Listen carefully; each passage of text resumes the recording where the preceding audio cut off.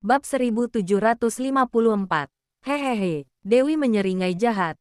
Pisau belatimu begitu tajam. Bahkan pistol pun bisa terbelah. Entah terbuat dari apa barangmu itu. Cari mati. Pupil Lorenzo yang berwarna kuning emas disertai cahaya dingin berwarna merah darah. Tinjunya dikepalkan dengan kencang. Untungnya Dewi dan Lorenzo membelakangi aula, sehingga para penjudi itu tidak melihatnya. Tapi semua pengawal yang ada di sisinya melihatnya. Semua orang membelalakan matanya, wajahnya penuh ketidakpercayaan. Tuan Lorenzo Mor mereka yang hebat, yang berada di dunia bisnis. Iblis yang dihormati setiap orang. Ternyata jatuh di tangan seorang wanita. Bahkan jatuh dengan begitu memalukan. Lorenzo meliriknya. Para pengawalnya segera mengalihkan pandangannya. Bahkan tidak berani bernapas dengan kencang. Bukankah tadi kamu memintaku untuk memberimu satu alasan? Dewi mengangkat alisnya. Ya, ini adalah alasannya. Dengan keahliannya, ia belum tentu terluka. Tapi begitu orang lain melihatnya, dia akan malu. Matilah kamu. Tatapan Lorenzo disertai dengan kemarahan yang luar biasa. Jika sebuah tatapan bisa membuntu orang, sejak awal Dewi sudah terbakar menjadi abu. Kalau aku mati, kamu juga harus mati bersamaku. Dewi pun berhasil bebas dari bahaya. Lorenzo menatapnya dengan tajam, lalu membawanya keluar dari Casino Flames. Pria yang membeli Dewi dengan harga mahal sedikit merasa tidak senang, tapi juga tidak berani mengatakan apa-apa. Bagaimanapun, dia tidak mampu menyinggung pria misterius yang berpakaian putih itu. Di luar sedang gerimis dan ada hawa dingin. Dewi bersin. Dia yang berpakaian tipis menggigil kedinginan. Dia melihat sekilas jalanan yang ramai dan berkata, "Sampai jumpa." Lalu masuk ke dalam sebuah mobil sport, merebut mobil itu, dan mengendarai mobilnya melesat dengan cepat. Ketika Lorenzo bersiap mengejar, terdengar suara ledakan dari Casino Flames, berbagai puing beterbangan. Di saat yang sama, terdengar suara alarm. Sangat memekakkan telinga Tuan. Ada penyergapan. Datang untuk menyergap kita. Mundur. Lorenzo terdiam sejenak. Saat berbalik, Dewi sudah menghilang. Dia sangat marah. Wanita sialan. Aku pasti akan menangkapmu. Cari di seluruh kota. Temukan wanita itu. Baik, Dewi membajak mobil sport itu. Setelah berkendara sejauh puluhan kilometer, barulah dia turun dari mobil dan menghilang dalam sekejap di jalanan. Pengemudi mobil sport itu sudah ketakutan. Tadi dia melewati Casino Flames, mengurangi kecepatan perlahan-lahan. Tiba-tiba satu bayangan mungil langsung melompat ke mobil atap terbukanya, merebut kendalinya, dan melesat dengan cepat. Belum sempat dia merespons, wanita itu sudah menginjak rem mobilnya dan menghilang. Dalam seluruh prosesnya, pemilik mobil itu tercengang. Bahkan tampangnya seperti apapun tidak terlihat dengan jelas. Dia hanya merasa dirinya tidak fokus. Kenapa dia ikut terbawa ke tempat ini bersama mobilnya? Sungguh ajaib. Dewi memilih satu setel pakaian di mall dan menggantinya di toilet.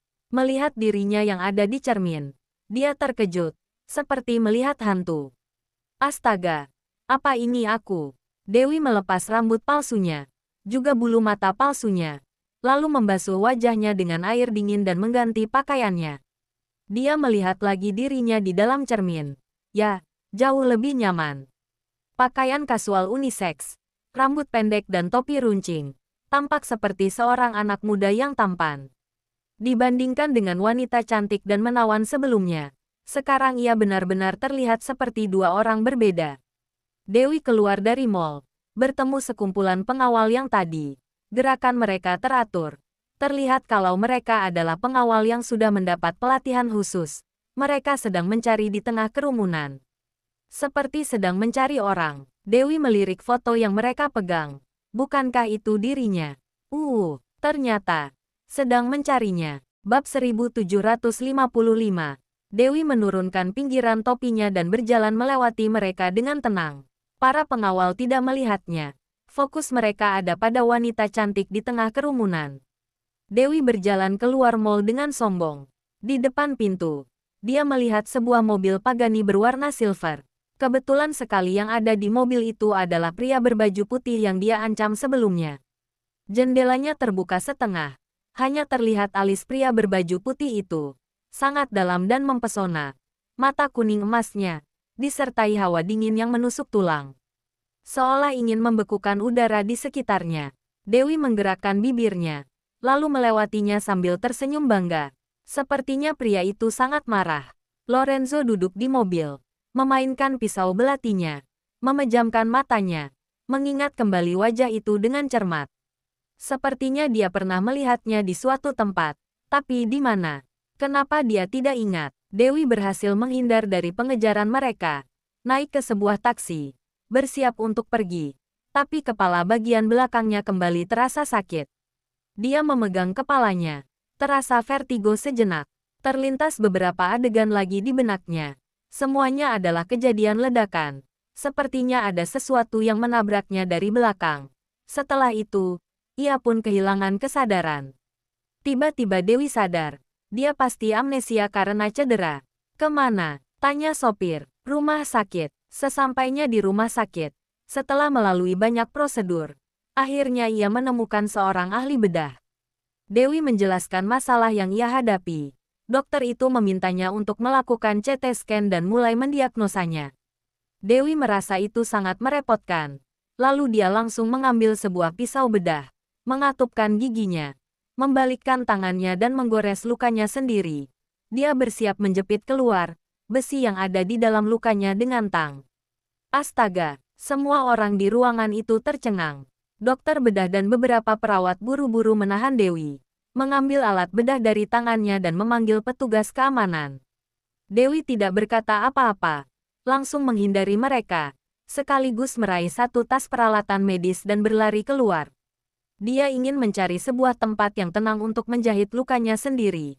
Tapi petugas keamanan rumah sakit terus mengejarnya. Dia pun terpaksa melarikan diri dulu. Di sepanjang perjalanan, Dewi memikirkan satu hal. Dia menyadari bahwa dirinya ternyata memiliki keterampilan medis. Saat melihat peralatan-peralatan medis itu, dia merasa sangat familiar. Saat melihat pisau bedah dan peralatan lainnya, timbul kepercayaan diri.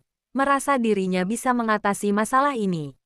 Bahkan, hanya dengan membalikkan tangannya, dia bisa membedah luka di belakang kepalanya dan mengambil besi yang ada di dalam lukanya dengan tang.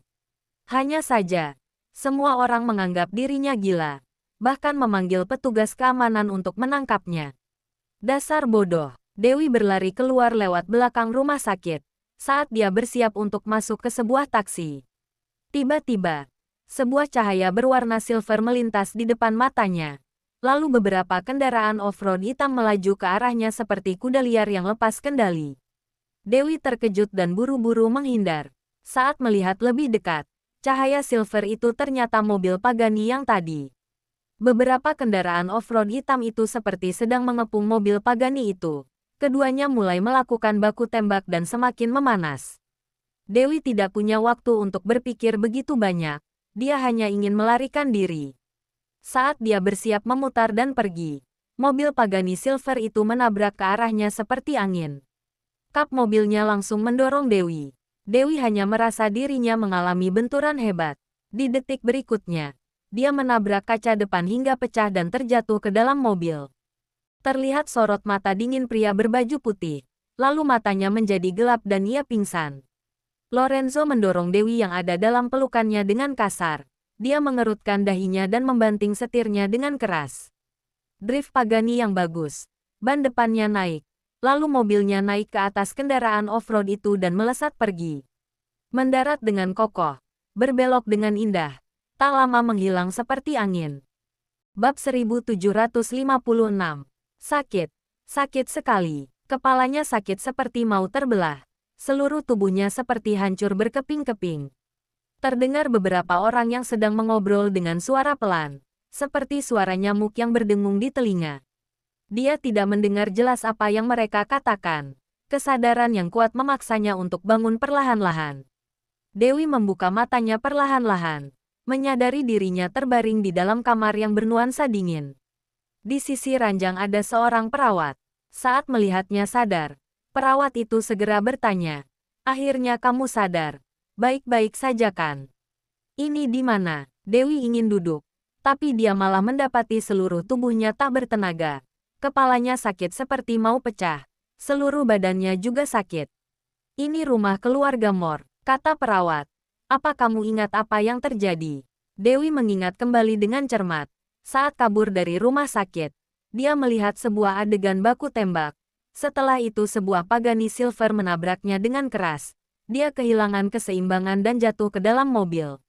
Sebelum pingsan, dia melihat pria berbaju putih. Selanjutnya, dia tidak tahu lagi. Kamu menabrak dan masuk ke mobil Tuan. Jadi Tuan membawamu pulang. Jelas perawat dengan perlahan. Dokter Jody sudah mengobati lukamu. Kamu cukup istirahat beberapa waktu saja. Akan segera pulih. Aku yang menabrak dan masuk ke mobilnya. Dewi mengerutkan dahinya dan berkata dengan marah. Aku keluar dari rumah sakit baik-baik. Dia yang menabrakku. Kap mobilnya langsung menghantamku. Aku terpental dan masuk ke mobilnya. Dia yang harus bertanggung jawab. Perawat itu tertegun. Dia tidak menyangka Dewi berani bicara seperti itu. Di mana pelakunya? Suruh dia ke sini. Langsung bicara denganku mengenai kompensasinya. Meski di tengah kondisinya yang lemah, nada bicara Dewi tetap disertai ketangguhan yang tak tergoyahkan. Apa kamu tahu siapa tuan kami? Aku tidak peduli siapa dia. Dewi marah. Meski dia seorang kaisar. Jika sudah melukaiku, dia harus ganti rugi dan minta maaf. Perawat terkejut. Di saat ini kebetulan Lorenzo sedang lewat. Mendengar perkataan ini, dia menghentikan langkahnya, berbalik dan berjalan masuk. Cahaya di kamar redup, sedangkan cahaya di luar terang seperti siang hari. Lorenzo berdiri di depan pintu. Cahaya yang terang dan gelap menyinari tubuhnya, seperti seorang malaikat yang keluar dari neraka. Antara baik dan jahat, Dewi mendongak dan melihatnya. Di saat itu dia agak linglung. Saat di Kasino Flames Dewi sudah merasa pria ini agak familiar. Sekarang perasaan ini semakin kuat. Mereka pasti pernah bertemu di suatu tempat. Tapi di mana? Kenapa tidak mengingatnya? Cukup sombong juga ya. Lorenzo berdiri di depan pintu, melihatnya dengan tatapan dingin. Dia seperti seekor singa terlihat berhati murni. Tetapi dalamnya justru dingin dan arogan. Aku pejalan kaki yang ditabrak olehmu hingga seperti ini. Apa kamu tidak perlu ganti rugi dan minta maaf? Tanpa menunjukkan kelemahannya, Dewi menatapnya. Tapi dengan cepat dia berpaling lagi. Gawat, apakah pria ini akan mengenalinya? Kalau dia adalah orang yang mempermainkannya di Kasino Flames. Jika ya, mungkin dia tidak akan ganti rugi dan minta maaf padanya. Malah akan membuat perhitungan dengannya. Lorenzo menatapnya dengan dingin. Tidak bicara satu kata pun berbalik dan pergi. Hanya saja, saat berjalan keluar kamar, dia berpesan sesuatu pada pengawalnya. Hei, saat Dewi ingin bicara, pengawal itu masuk, memberikan selembar cek kosong padanya. Berapa ganti rugi yang sesuai istilah sendiri? Dewi buru-buru menerima ceknya. Berapa jumlah tertingginya? 10 juta. Jasper sedikit menaikkan sudut bibirnya. Dolar.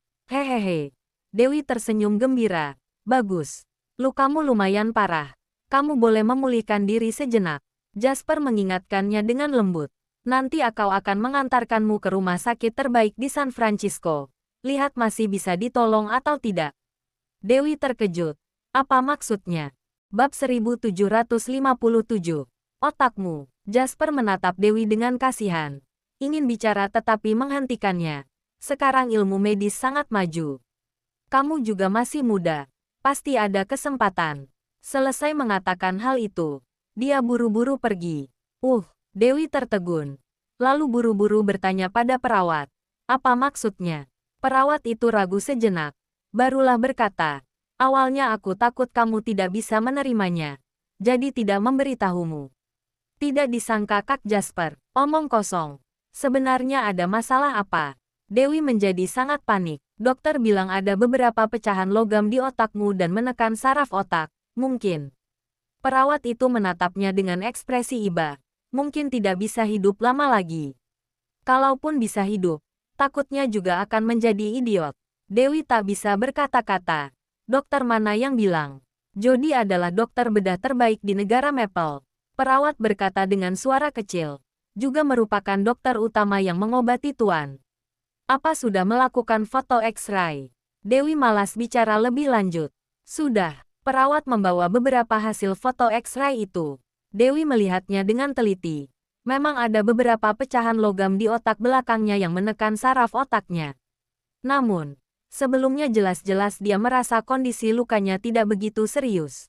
Diperkirakan tabrakan mobil menyebabkan pecahan logam itu bergeser dan menekan saraf. Masalah ini memang sedikit merepotkan, tapi juga bukan tidak bisa disembuhkan. Hanya bisa dibilang kemampuan Dokter Jody itu terbatas. Dia melihat lagi beberapa hasil foto itu.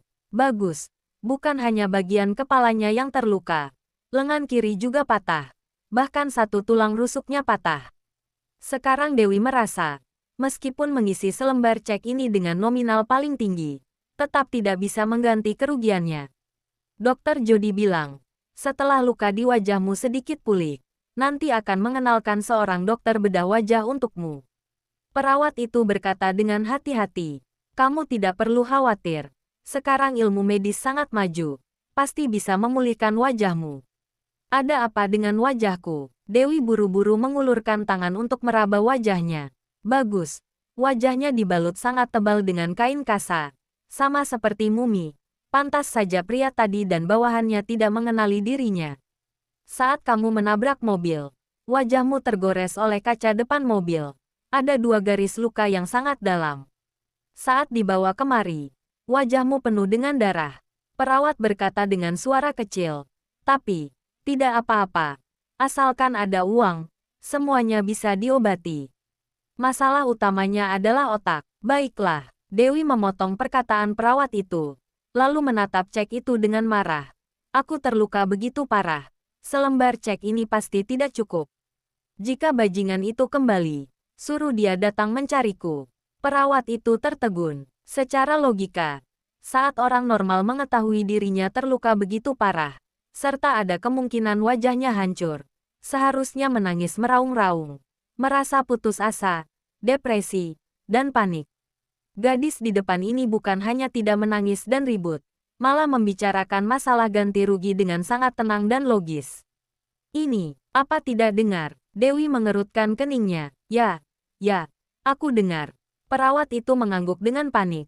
Awalnya dia tidak memandang orang yang dibawa pulang dari tengah jalan seperti Dewi. Namun, sekarang dia malah ditekan oleh aura gadis ini, tanpa sadar menjadi patuh. Ambil catatan medisku, Dewi berpesan secara sadar. Juga rencana pengobatanku. Oh, perawat buru-buru mengambil catatan medis dan rencana pengobatan. Dewi melihatnya dengan teliti, lalu langsung berpesan, panggil Dokter Jody itu. Perawat sekali lagi tertegun. Sekarang, segera, Dewi mendesak. Selain itu, hentikan cairan infus tak berguna ini. Meskipun perawat tidak mengerti apa yang ingin Dewi lakukan, tapi dia tetap melakukan hal yang diperintahkan. Hanya saja, Dokter Jody sedang sibuk dan tidak ada waktu. Sama sekali tidak menganggap orang kecil seperti Dewi. Jadi, dia tidak datang menemui Dewi. Bab 1758. Dewi langsung menuliskan resep untuk dirinya sendiri. Menyuruh perawat pergi menyiapkan bahan-bahan obat itu. Lalu mengobati dirinya sendiri. Perawat meminta izin pada Jasper terlebih dahulu. Melewati persetujuan dari Jasper, barulah dia melakukannya. Dalam waktu beberapa hari, kondisi luka Dewi perlahan-lahan membaik. Sudah bisa turun dari kasur dan berjalan. Perawat sangat terkejut. Bertanya-tanya apakah Dewi adalah seorang dokter. Dewi tidak menjawab. Hanya meminta perawat itu membantu menyiapkan air. Karena dia mau mandi. Beberapa hari ini, karena kondisi lukanya serius, dia pun tidak mandi. Rasanya sekujur tubuhnya sangat tidak nyaman. Perawat sedang menyiapkan air di kamar mandi. Tiba-tiba terdengar teriakan ketakutan. Ada apa? Dewi berjalan masuk untuk memeriksa dengan terlatih-tatih. Ular. Perawat sangat terkejut hingga wajahnya pucat. Tubuhnya gemetar. Sambil takut melihat ke arah ular hijau kecil yang berada di dalam bak mandi. Begitu melihatnya, Dewi bukan hanya tidak panik, malah sebaliknya sangat senang. Ular hijau kecil yang sangat cantik. Ini, apa ular ini beracun? Dia terkejut hingga mundur ke belakang. Ini adalah bayi ular viper hijau. Ada racun. Tapi, Sekarang ukurannya masih kecil. Racunnya tidak kuat. Dewi berjalan dengan kaki timpang. Tangan yang kurus melewati air hangat di dalam bak mandi dan terulur ke arah ular hijau kecil itu. Hal yang aneh adalah ular hijau kecil itu bukan hanya tidak takut padanya, tetapi malah melingkari pergelangan tangan dengan kepatuhan, bagaikan sebuah gelang giok hijau yang bersinar di bawah cahaya lampu. Astaga! Perawat itu melihatnya dengan tercengang. Kamu tidak takut. Apa yang perlu ditakutkan? Dewi mengelus ular hijau kecil itu secara pelan, lalu berkata sambil terkikik, ular ini sangat menggemaskan. Ini mungkin bukan ular biasa, melainkan ular yang Tuan latih.